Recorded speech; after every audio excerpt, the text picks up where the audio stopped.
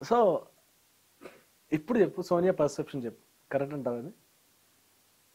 ఇదైతే అబ్జల్యూట్లీ పృథ్వీని ఒక 1 hour గెడ్డం లాగుతూ ఇట్లా, లేదంటే నేనైతే పృథ్వీ వెంటనే వెళ్ళి నిజంగా చెప్తున్నా హానెస్ట్ గా, ఇది మాత్రం నేను బై ఎనీ గివెన్ డే నేను దీన్ని అసలు సపోర్ట్ చేయను, 100% చేయను. అది ఏమైతుందనే నాకు అసలు అర్థం కూడా అవుతలేదు. చూడబుద్దే కాలేదు నాకు ఫస్ట్ ఆఫ్ ఆల్. కొన్ని మనం వేరే వేరే లాంగ్వేజ్ షోస్ చూసి తిట్టుకుంటా ఉంటాం మనం. ఎట్లా ఫేస్ చేస్తారు బయటకు వచ్చి నాకు అర్థమైతలేదు అసలు. ఇదేనే బ్రో, నేను పక్క నుండి కూడా అబ్జర్వ్ చేయలే బ్రో. నేను వాళ్ళతో సోఫాలో మాట్లాడుతున్నప్పుడు కూడా సగం సైడ్ కూర్చొని ఇట్లానే మాట్లాడుకుంటే ఏవో జోకులు వేస్తా ఉంటా. మనీ మెంటాలిటీ ఏంటి? మనీ ఇప్పుడు నువ్వు ఆ రోజు వెళ్ళి రారా ఆడుతూ రారా అని చెప్పి, అంటే ఒక టైంకి ఫిజికల్ అయితే వాడు తట్టుకోలేడేమో, ఎక్కడ తగులుతుంది అని చెప్పావు. ఆ గోడకు మూలకు వెళ్ళి ఏడుస్తూ అంటే నాకు చాలా కావాలి నా లైఫ్, నా వైఫ్ అది రావాలన్నా. మరి ఏంటి డైలీ ఎవరో ఒకరి దగ్గరికి వెళ్ళి హగ్గులు అడగడం, లేదంటే ముద్దు పెట్టడం, లేదంటే ఏంటి, వాట్ ఈస్ దట్? ఒక 2-3 సార్లు అయితే నవ్వుకున్నా బ్రో, సీరియస్ గా చెప్తున్నది, మీకు కనబడదో లేదో గానీ సడన్ గా వచ్చి అక్క ఒకసారిలే అంటాడు, నాకు హగ్ కావాలని హగ్గించుకొని వెళ్తాడు. నాకు అర్థం కాదు అది. అది కొంచెం అంటే మరి అట్లా ఎందుకు అడుగుతారు అన్నది నాకు నిజంగా దానికి రీజన్ అర్థం కాలేదు.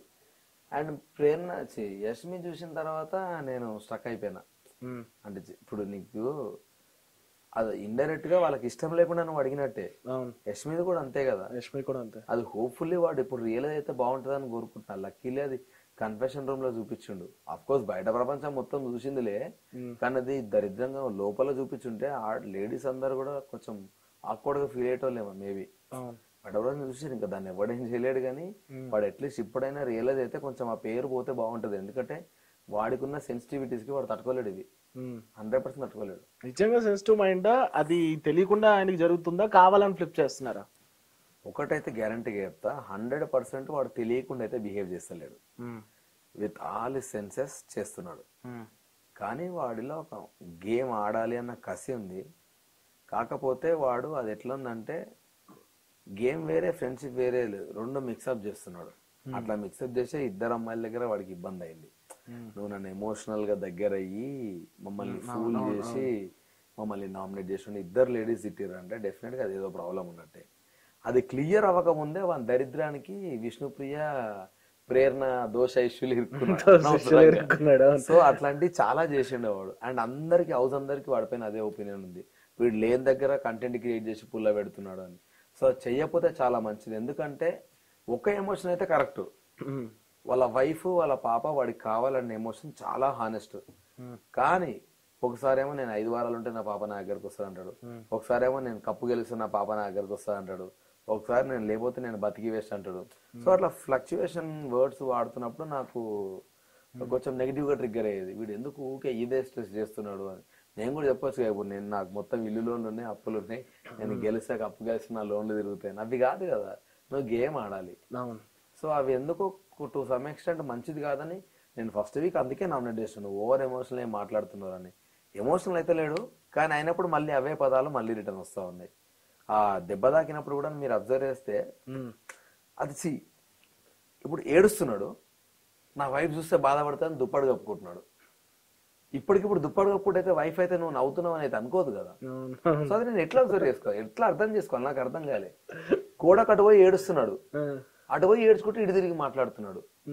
ఎందుకు చేస్తున్నావు రా ఇదంతా? మీ వైఫ్ రావాలంటున్నావు కదా, మరి నువ్వు గేమ్ లో ఉన్నావు, నువ్వు పీకినావు, మరి నీ వైఫ్ పాపని ఎవడు చూసుకుంటాడు?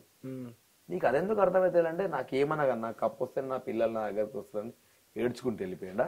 నేను బయటకు వచ్చిన బిగ్ బాస్, నేను వాడు ఫిట్ అంట తప్ప ఫిజికల్లీ యాజ్ అ చీఫ్ నేను వాని గేమ్ ఆడని అని కెమెరాకి చెప్పినాక 20 minutes తర్వాత వచ్చి ఐఎమ్ రెడీ అన్నాడు. నేను తర్వాత ఆడిపిస్తారా అంటే నువ్వే డెసిషన్ తీసుకోవడానికి అయిదని అరిచిండు. నేను మళ్ళీ తిట్టిన, నీ పొజిషన్ నీకు అర్థమవుతుంది, మళ్ళీ ఏడ్చిండు, మళ్ళీ వెళ్ళిపోయిండు. అయినా వచ్చి గేమ్ ఆడిన తర్వాత రాత్రి కూర్చోబెట్టి, మణికంట నువ్వు పడ్డ తర్వాత ఇట్లా నేను వచ్చి టాప్ యాంగిల్కి వెళ్ళి నేను చూస్తే ఇంకో 5 నిమిషాలలో చచ్చిపోతున్నావేమో అనుకున్నారా, నీ పొజిషన్ నీకు అర్థమైతలేదు అంత ఘోరంగా అని నువ్వు అంటే స్ట్రక్ అయినారా మణికంట అంటే, అప్పుడు రియలైజ్ అయ్యి సారీ అన్న నాకు అర్థం కాలేదు అప్పుడు అని అన్నాడు. అరే నీ హెల్త్ గురించి నీకే నేను చెప్తా ఉంటే నువ్వు నాతో ఫైట్ చేస్తే నేను ఏం చెప్పాలరా నీకు? నీకు తెలియదు, నువ్వు సెన్సెస్ లో లేవు.